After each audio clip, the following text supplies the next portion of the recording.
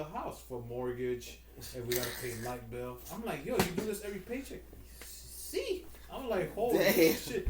That means you never could say you don't have liquor in your house. Yeah. But the thing is that every Sunday they go to his house after church. So they're always constantly pounding beers. Yeah. And when in summertime, they do barbecues in his house every Sunday after church. Yeah. So he's always hosting. It's either he has 2 grills, he has the beers on flow, the fucking chicken, the ribs, anything. But then you got the other family members that bring like the rice or whatever. But it's every Sunday they're meeting at his house, because the church is like 2 or 3 blocks away from there. Okay. So they just go to his house after that, but not to do like until the 11 o'clock at night. Yeah. They go at 2 and everybody's leaving by like 6, 7 o'clock. Yeah. It's an early thing, and I'm like, shit. He's always telling me, yo, you should come. Once in a while, I'm like, I can't come on Sunday because I know myself. You motherfuckers are gonna get me drunk. But he's like you said, he's mad welcome since the first day I met him. He's never acted a fool. He's always been upfront with me, just like I've been with them. And everybody was there was cool. So the whole situation was that he was playing music through his phone, Bluetooth, and it was like 11:55, and he was trying to put the live channel. People. So 11:55, we're watching YouTube videos for the music for where we're at. And then he was trying to fucking do Inspector Gadget, trying to fucking fix the TV, getting everybody's taking out their phones, putting flashlight. I guess so. He probably couldn't find the remote control, so he's probably trying to find what's the input for the TV. Then he's trying to fuck around with the Fire Stick. Oh, he was going. I saw him sweating. I was like, oh, yeah. He wants to put the live. Ball dropping. Yeah, it wasn't working for him for some reason that day. And I looked at my phone. I was like, yo, it's 12 o'clock already. Like, they should stop that. All of us were like, we were all 11:59. I was like, no, first like 11:56. I was like, he's not gonna do it.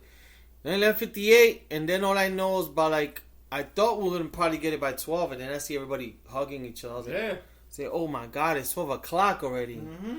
I couldn't believe it. I was like, shit. I'm like, where did the time? I'm like, damn, that shit went by so fast. We got there like 10:45, I think. We got there that late? Think so. I think we left here close to 10. Oh shit! I thought we got there like 9:45. Nah, we didn't. We probably maybe got there a little bit like 10:20, 10:30. So that 1 hour and a half went quick. Yeah, it went really fast. But it was a cool little thing. Nothing crazy. I didn't want to go club. I haven't been clubbing in a while because I'm not trying to pay the $60-$70 to get into a club. Then to try to get a drink with these clubs being so fucking packed, it's not worth it for me. So you're looking at me and my girl go out clubbing. You're looking at probably spending $500, $600 for that night. Well, it depends. I mean, a lot of them come with packages, so you drink for 4 hours, happy hours, something like that. So let's say, but you got to get there for 9 o'clock to bring the night. Yeah, 9 to 12, 9 to 1. Yeah. But imagine trying to get a drink with an open bar bracelet. Yeah, that's true. That is true. How many drinks can you get from 9 to 1 and this open bar? Everybody's having that same thing. Yo, I want to drink. Like, if I have a bracelet, I'm trying to get so many drinks like that I don't have to work towards the end. Yeah. But that's when everybody's trying to get into the bar. So me going to like a little house party or coming here or there, it's cool just to have that little. I don't have to worry about getting a line or this. Oh yeah. I don't blame you. Yeah, it definitely is much easier to just have a house party, get your own drink, and that's it, whatever you want.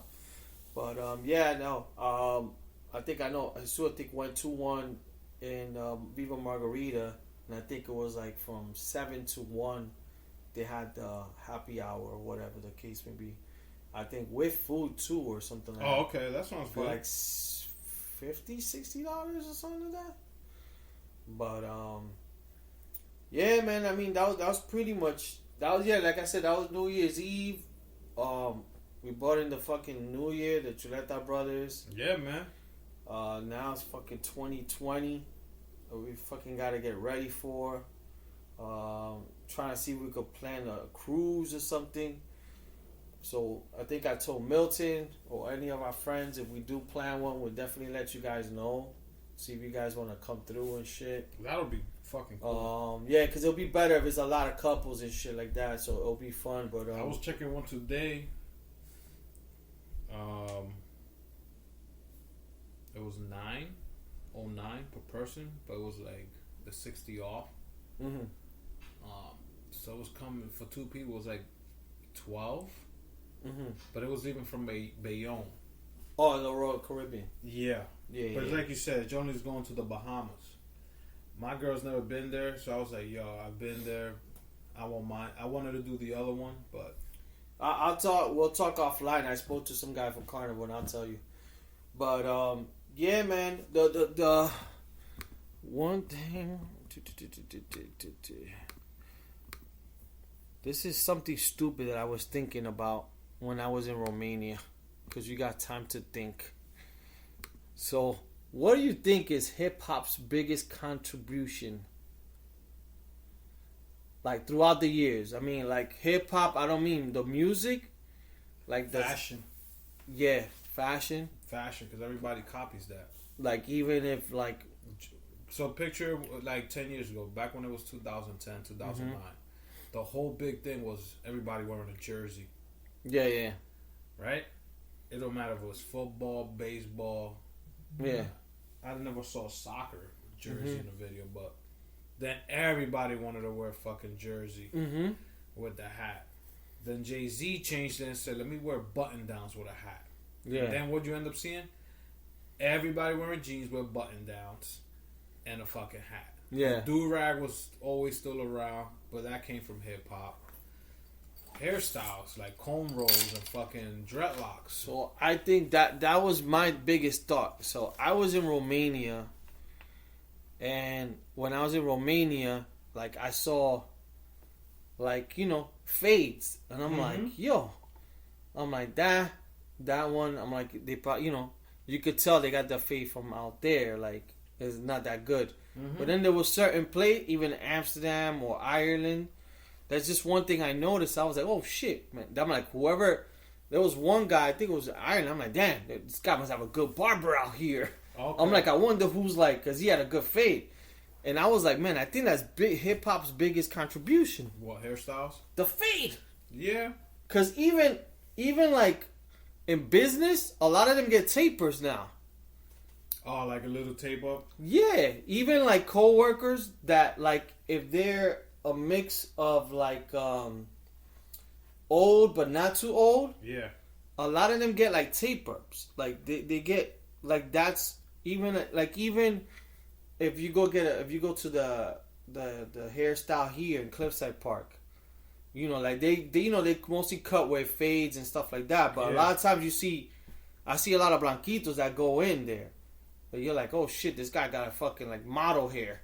Oh, but he'll get like a taper. Gotcha. But I think that's one of the biggest things that's carried. I see that the blowouts, when blowouts were popular in hip hop, because even the Italianos wear those like Pauly D. Yeah, but even that has, like I said, even the taper, like the fade has been there fucking from what, special ed days. Yeah, the blowouts. Well, he had the fade curly, with the blowout. Yeah, the curly blowout. Yeah, the little taper. Yeah, and that's what you Pauly the Guidos, if you want to call it. I know that's where they get it from. Yeah, I never saw Italianos have that hairstyle until I saw like Pauly, and then there was another show. The Gottis. But I know they got that from hip hop. Yeah, but even like them, when they go get a haircut, Vinny, the guy has to give him a good fade. The same thing with Ronnie. Even Ronnie will get a fade, he'll probably get a taper. But I'm like, I think that's the biggest thing hip hop has done. And now, because I saw it in Romania, some of them have like hip hop influences. They're not really rocking Jordans like that or stuff like that. They'll rock like, the sweats or something. But that's the one thing I noticed is like the hair. Yeah. Is one thing that shit carries over like everywhere. True, the hairstyle. But now they're doing. When everybody was getting braids, I know that comes from hip hop, because there's no way they're gonna. Just like rock and roll, where you see the dudes with the long hair and the leather jackets, you know you get that style from them. You know what I'm saying? Yeah. So it's the same thing for us. When cornrows were popular, because even I had cornrows. Yeah, that was mine. Everybody. Yeah. That was like the thing to do, and we got that from hip hop. The baggy jeans was like another thing. The fucking jeans underneath your ass. Yeah. That's fucking hip hop shit, and then you see that everywhere. And I'm like, dude, like nobody rocks pants like that anymore. Like that was 10 years ago. I remember when LL used to do the one leg up. Yeah. I remember, I used to do. I did that one time, and I was like, nah, this ain't for me, man. I can't do the one leg. I can't. I only did one leg up if I had sweats. I tried to do that with jeans, and it wouldn't, because my jeans were so baggy. It won't work. It will go down. I'm like, yo, how the hell he kept it up? And I'm like, oh, he might have tied a bandana. He might have tied a bandana. Probably was flexing the for real. Calf. So yeah, I see a lot of styles coming from that hip hop has brought out. Yeah, I think fashion, like you said, is probably the one that it transcends. You see in Japan. Oh yeah, you can see it anywhere else.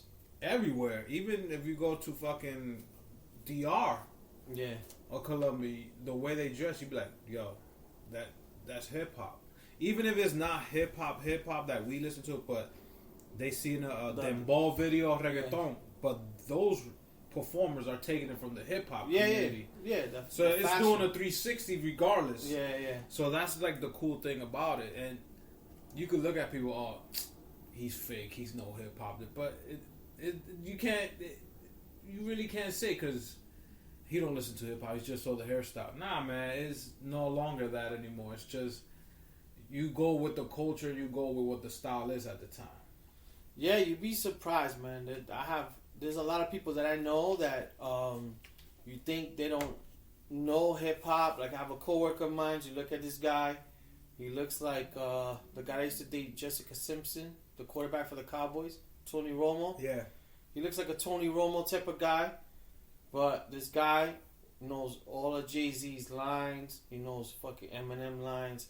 He knows Common Sense. Like, he knows more underground hip-hop than I know. He's like, yo, I'm going to Jay Dilla anniversary thing in Brooklyn. You want to come? Like, he knows a lot of like, underground hip-hop. And I'm like, at first I was like, yeah, he knows Jay-Z, the regular ones.